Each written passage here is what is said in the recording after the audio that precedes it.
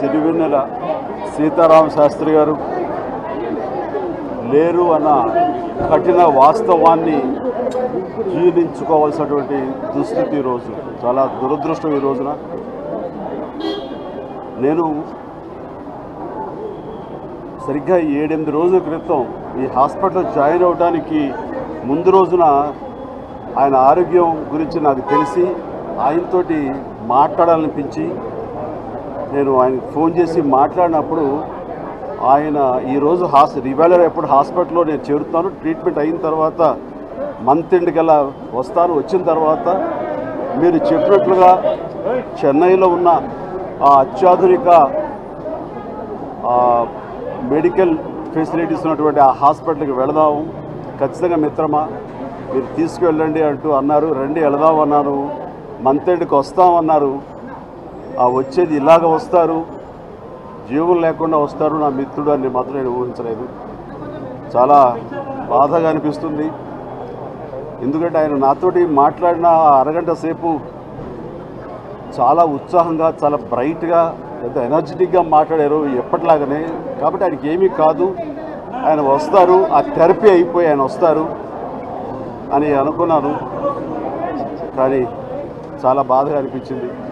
మాట్లాడిన అరగంట సేపు మీ గురించి నేను ఏమాత్రం అవకాశం ఉన్నా సరే నా సాహిత్యంలో మీ పేరు గురించి ప్రస్తావన వస్తే చాలా ఆనందంగా ఎంతో మనసు పెట్టి రాస్తాను అంటూ ఆయన నా మీద రాసినటువంటి పాటలు ఏవైతే ఉన్నాయో 3-4 పాటల దాకా ఉన్నాయన్నారు. అందులో 2 ప్రస్తావించారు. నడిచే నక్షత్రాన్ని ఎవరైనా చూస్తుంటారా అనేది ఒక సాంగ్, అలాగే పుట్టగానే ఎవరు మెగాస్టార్ అయిపోరు అంటూ మరొక పాట నీ మీద రాసినప్పుడు నాకు చాలా తృప్తిగా ఉండేది. ఎందుకంటే నువ్వు కష్టపడి వచ్చావు, స్వయం కృషిని నమ్ముకుని వచ్చావు మిత్రమా అంటూ దాన్ని ఎప్పుడు మిత్రమా అని పిలుస్తుంటాడు. ఇద్దరం ఒకే సంవత్సరంలో పుట్టాము. ఆ యొక్క బంధమో ఏమో తెలియదు, కానీ నా మీద ప్రత్యేకమైన అనుబంధం ఆయనకి. ఆ మాట్లాడే సమయంలో త్రివిక్రమ్ శ్రీనివాస్ గారు కూడా పక్కనే ఉన్నారు. ఆ విషయం నాకు ఇప్పుడు చెప్తున్నారు ఆయన.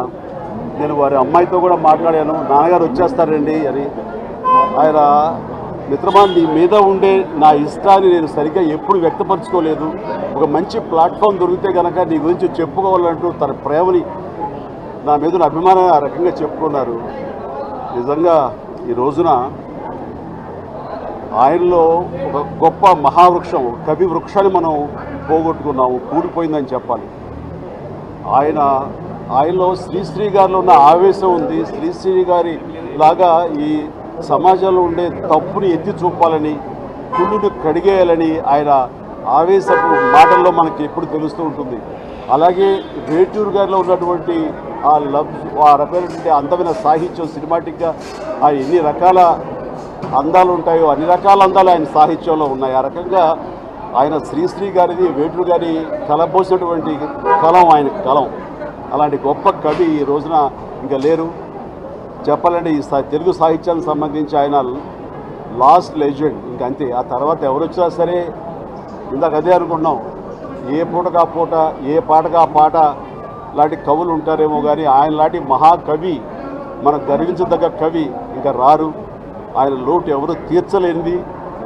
ఆ రకంగా ఆయన స్నేహితులుగా, ఆయన మిత్రులుగా మేమందరం ఆయన కోల్పోవడం అనేది చాలా బాధాతప్తుగా ఉంది, హృదయం కలిచివేస్తుంది. ఇంకా అలాంటి కవిని మనం పొందలేము.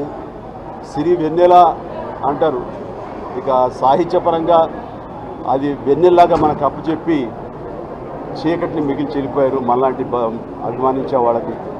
ఆ రకంగా ఈ సాహిత్యానికి ఇది చీకటి రోజు. ఆయన ఎక్కడో నా మిత్రుడు, ఆత్మశాంతి కలగాలని వాళ్ళ కుటుంబ సభ్యులకు నా ప్రగాఢ సానుభూతిని తెలియజేస్తున్నాను. మిత్రమా, ఈ మిస్ యూ.